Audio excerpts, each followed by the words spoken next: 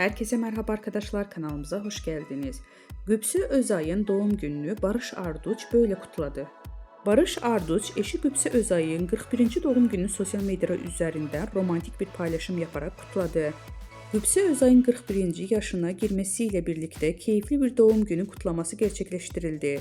Eşi Barış Arduç, kızları Jan Asya ile birlikte olduğu samimi fotoğraflarını sosyal medya hesabından paylaşarak Gübsü Özay'a olan sevgisini bir kez daha gösterdi. Özay'ın doğum günü kutlamasına dair sosyal medya paylaşımlarında coşkulu 1.41 iyi ki doğdun notunu düşerek mutlu anlarını takipçileriyle paylaştı. Bu güzel aile anlarını sosyal medya üzerinden büyük bir yankı uyandırırken Barış Arduç Gübsü Özay çiftinin mutluluğu gözleri önünde sergiledi.